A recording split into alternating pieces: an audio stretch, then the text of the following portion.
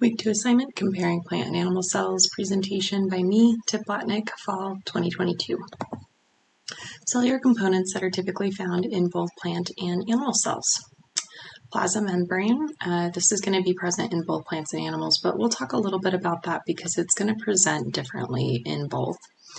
Cytoskeletons are going to be present in both. Vacuole, this is present in both plants and animals, but it's a little bit different in its purpose and how it presents as well. Centrioles are not in all plants. Cytoplasm will be in both ribosomes, mitochondria, both smooth and rough endoplasmic reticulum. The peroxisomes, Golgi apparatus, plasma membrane. I repeated myself here, but apparently it's very important, and we will talk about that more. Microtubules and microfilaments will be present in both. Flagella, we'll talk a little bit about this too because it's not in all animal or plant cells, but it's typically found more often in animal cells. Cilia is not present in all plants. Nucleus, this is really important. So being that both plant and animal cells are eukaryotic cells, they are going to have a nucleus, and that is that really important powerhouse of DNA and cell production and all of that really important information all in one spot. And so these two eukaryotic cells are both going to have nucleus. Cellular components that are found in plant cells but not animal cells. So we're going to talk a little bit about this cell wall as well as the plasma membrane, like I mentioned. So this cell wall here is this really rigid and firm cellular wall that is built around the plant cell, each individual plant cell. And so this is going to lead the plant cell to be, somewhat geometric in shape and rather tough on the outside. This cell wall aids in, keeping out the bad things, if you will.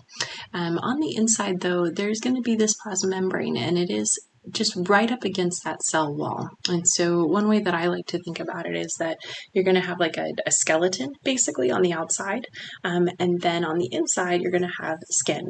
And so you're going to have this rigid outside protection and then a secondary layer of protection on the inside. One thing to talk about inside this cell, we did discuss the vacuole and how that's going to present differently. So a vacuole in a plant cell is going to be much, much larger. And essentially what this vacuole is going to do is it's going to store water and energy during times of scarcity. So plants are going to be, using photosynthesis to create their own energy, their own sugar production essentially, and if it's a slightly cloudy few days, those plants are going to want to store as much energy as they can, and that's the same thing when it comes to rainfall. If there isn't adequate rainfall, plants are going to want to store that water as best they can for times of scarcity.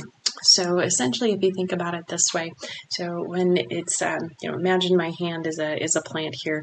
So when the plant is vibrant and thriving, all of those branches and leaves are very happy. Those vacuoles are nice and full.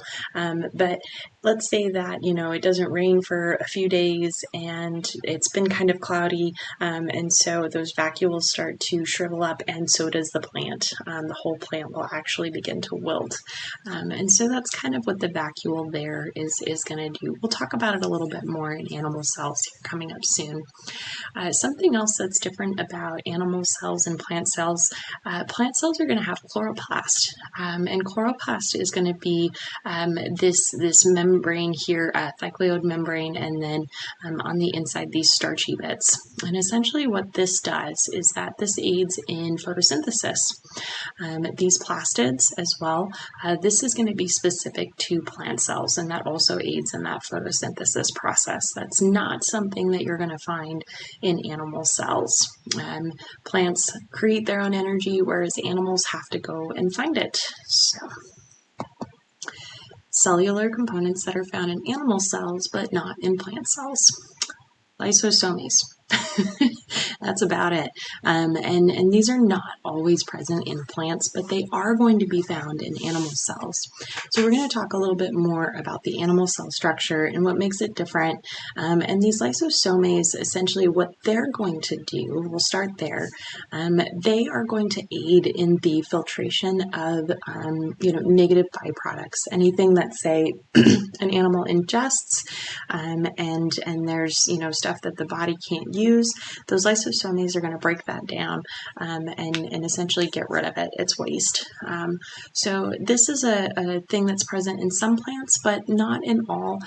Plants have a different way of removing their quote-unquote waste, but they don't really have waste in the same way that an animal would.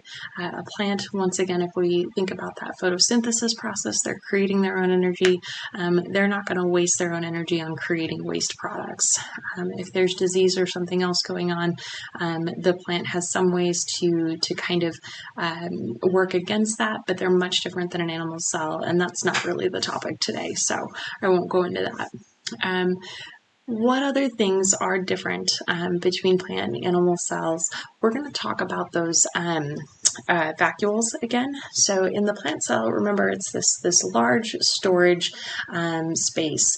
In animal cells, they're still present, but they're going to be much smaller and kind of scattered about the animal cell. They're going to be spread out, somewhat evenly. And whereas the plant vacuoles are storing things, those those vacuoles in animal cells are going to kind of do the opposite of the process. It's more or less another way of, temporarily storing things and then filtering out the byproducts or the waste products. Another thing to think about here is this flagellum. So this is going to be found in animal cells more often than in plant cells. However, it's typically found in both cells in the reproductive area. So most animal sperm is going to have, I think all animal sperm is going to have this flagellum, as well as some plant sperm. So going back to that plasma membrane, I want to talk a little bit about the structure of an animal cell. So the plant cell, we talked about how it has that cell wall, and it's very rigid, and it makes it almost geometric in shape, and it's kind of like a skeleton, an exoskeleton of sorts on the outside of that cell. And then on the inside, that plasma membrane lining it. So an animal cell does not have a cellular wall. It is not going to be, that rigid geometric type shape. It's going to be, rounder, kind of irregular in shape, and that's what's being presented here. One thing to know about this plasma membrane is it functions in the same way. It's going to try to keep, the bad things out and the good things in, but it's definitely not as structurally sound, if you will, as a plant cell.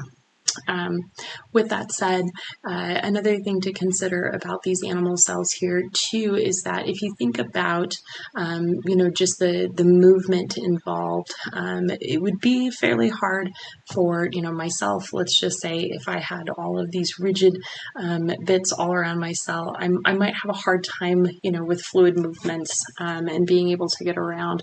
Plants aren't going to move around in the same way that we do, but having that rigid structure actually helps them with their growth and how tall they can get, especially if you think about some of the very big trees, like say in the forests of the Pacific Northwest. So that is my presentation. Thank you so much.